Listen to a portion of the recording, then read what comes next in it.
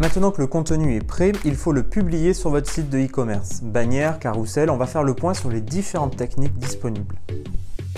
Il faut savoir qu'une promotion peut être publiée tout d'abord sur une page dédiée. En fait, elle est construite sur le modèle d'une page rubrique ou produit. Cela modifie l'architecture du site habituel et montre le côté exceptionnel de l'offre. Regardez, on est sur l'atelier d'Amaya, il y a bien dans le menu principal une page sur la Saint-Valentin. Je clique du coup sur ce lien et j'atterris bien sur une page où je vais retrouver toutes les offres promotionnelles, tous les produits sélectionnés par rapport à cette animation commerciale. Ensuite, on peut également retrouver notre promotion ou notre événement commercial sur une rubrique donc liée à la promotion qui va regrouper l'ensemble des offres promotionnelles en cours.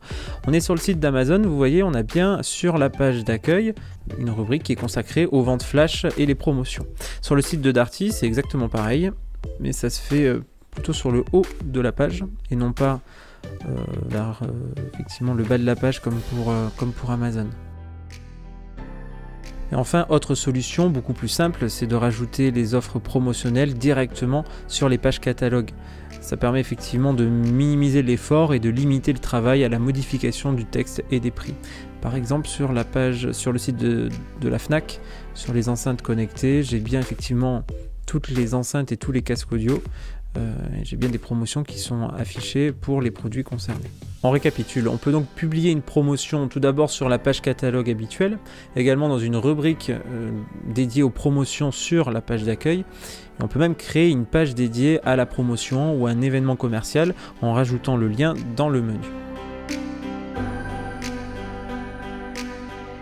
La page d'accueil étant la page la plus visitée d'un site, il est indispensable d'animer cet espace en annonçant les promotions. Pour cela, on va pouvoir utiliser le carrousel. Alors, on a un exemple avec le site de la Fnac, on voit bien que le carrousel est utilisé et la première slide correspond effectivement à une promotion autour de la Saint-Valentin. Alors le principe, c'est qu'on peut faire défiler les slides.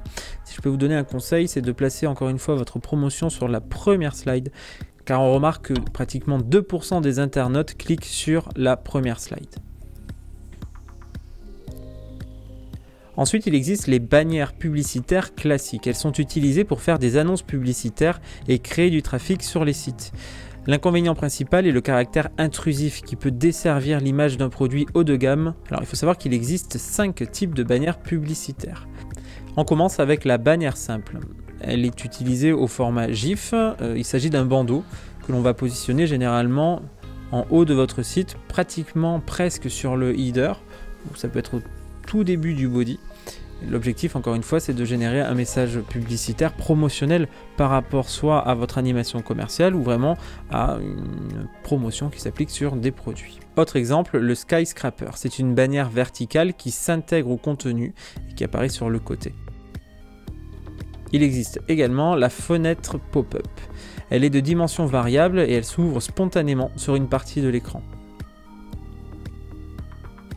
L'interstitiel. C'est une annonce publicitaire sous forme de pop-up qui s'affiche en plein écran et qui vient recouvrir intégralement la page visitée.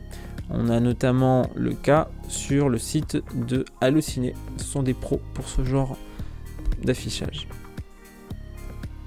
Il existe également le pop-under.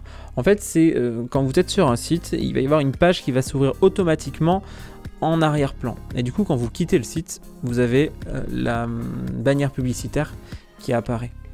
Alors, pour résumer, je vous propose une petite infographie qui reprend l'ensemble des notions que nous venons de voir. Donc, de la bannière au skyscraper, au pop-up, à l'interstitiel et puis le pop-under.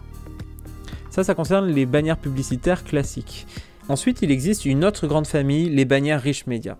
Elles incluent dans la publicité une animation visuelle ou sonore. La publicité en ligne devient multimédia et interactive. Son efficacité est supérieure à celle du format classique et permet une création publicitaire plus riche et se généralise de plus en plus avec la progression des moyens techniques. Alors on commence par observer les bannières animées interactives. Elles s'actualisent en temps réel et permettent une interaction. Par exemple, pour cette bannière pour Nutella, on peut cliquer et toaster une photo sur un faux toaster. Vous pouvez retrouver un lien qui vous permet de visualiser cette bannière en cliquant soit sur la version PDF sur le petit trombone ou si vous nous regardez sur YouTube en cliquant sur le petit i en haut à droite de la vidéo. Ensuite, il existe l'Expand Banner. Elle s'agrandit lorsqu'on passe la souris dessus. Vous pouvez également retrouver un lien vous permettant de visualiser en conditions réelles ce type de bannière. Ensuite, il existe le superstitiel. C'est une annonce publicitaire sous forme de pop-up qui s'affiche en plein écran avec des animations visuelles ou sonores, comme par ici pour un rasoir Brown. Vous pouvez de nouveau visualiser directement cette bannière en cliquant sur le lien. Il existe aussi le flash transparent. C'est une animation de quelques secondes conçue sur un calque transparent et qui n'empêche pas de voir le reste de la page. Alors, je n'ai pas trouvé d'exemple récemment.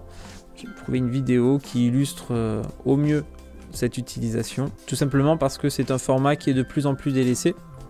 Il existe aussi l'habillage éphémère du site. Alors ça, c'est de plus en plus utilisé et le site va revoir entièrement le design, modifier ses templates en fonction d'un événement particulier. Alors, si on résume les bannières Rich Media, on a les bannières animées interactives, l'Expand Banner, le superstitiel, le flash transparent et l'habillage éphémère du site. Vous pouvez retrouver d'autres formats en cliquant sur le lien en haut à droite de votre écran si vous nous regardez sur YouTube, ou en cliquant sur le petit lien sur le PDF. Vous serez redirigé vers Google Rich Media, qui est en fait une régie publicitaire gérée par Google et qui vous donne aussi plein de conseils dans la création de vos bannières publicitaires. Et il propose même une petite application, un logiciel en mode SAS qui s'appelle Google Web Designer. Pareil, je vous donne le lien, vous pouvez cliquer directement dessus pour télécharger ce logiciel. Et vraiment, vous allez pouvoir créer très facilement des bannières publicitaires animées au format HTML, mais vraiment avec une grande simplicité.